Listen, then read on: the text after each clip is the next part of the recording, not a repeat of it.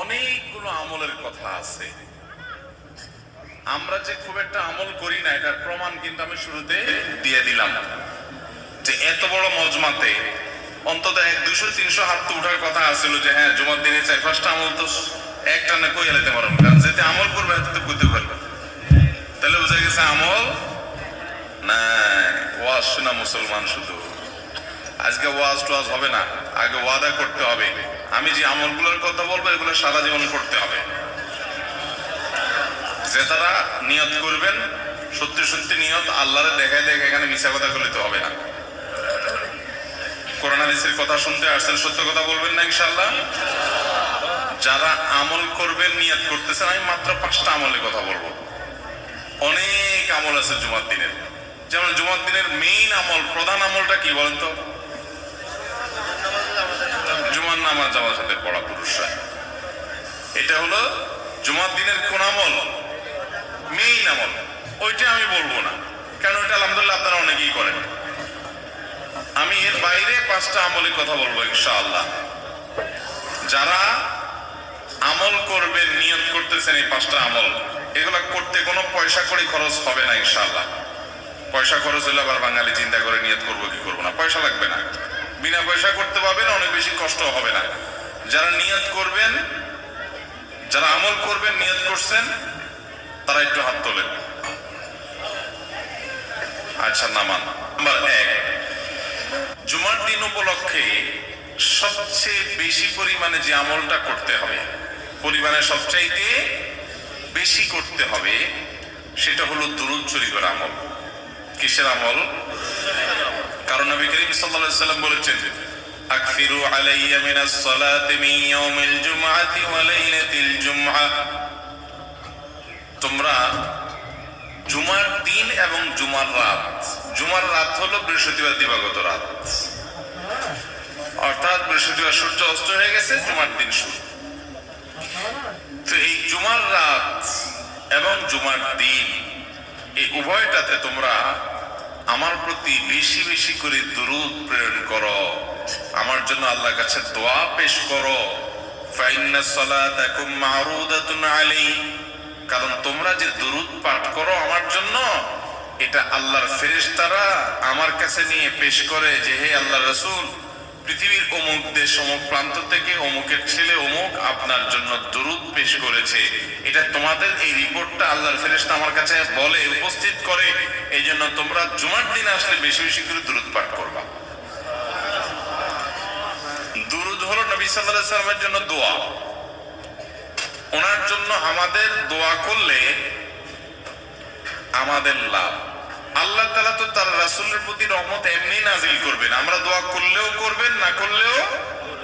কিন্তু আমরা যদি দোয়া করি তাহলে সেক্ষেত্রে ওনার লাভ হোক না হোক আমাদের লাভ নিশ্চিত, নিজেদের লাভ নিশ্চিত। আল্লাহ তাআলা তার রাসূল সাল্লাল্লাহু আলাইহি সাল্লামকে অনেক ভালোবাসেন, অনেক মহব্বত করেন।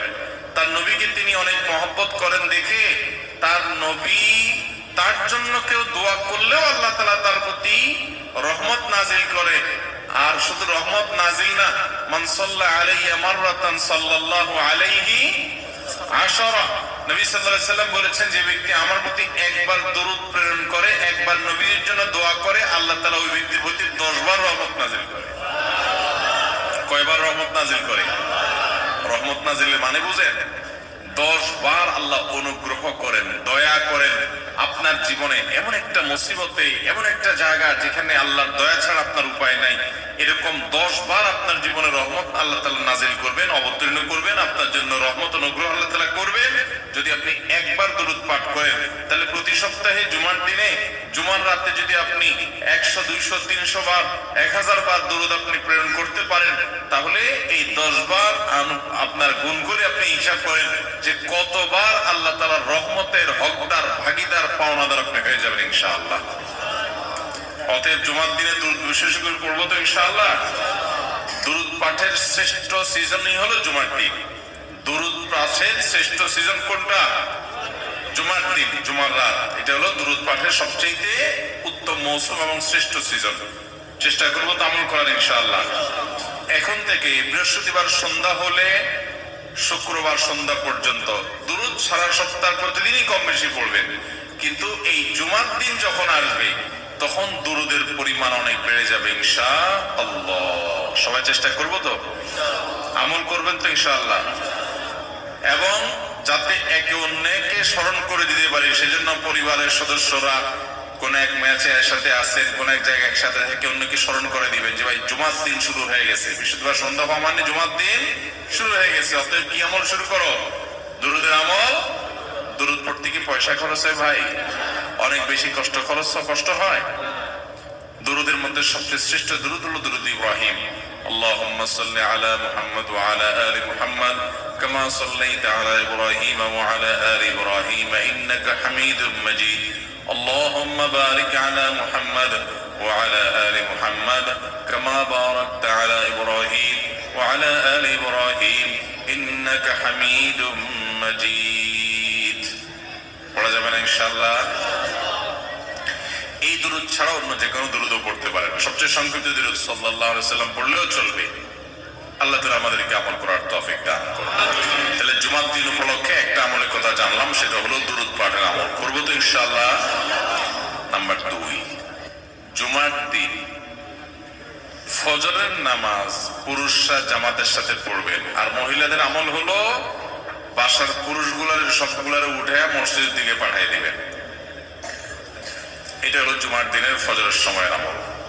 নবী করিম সাল্লাল্লাহু আলাইহি ওয়াসাল্লাম বলেছেন, আফদালুস সালাওয়াতি ইনদাল্লাহ সালাতুল ফজরি মাআল জামাআতি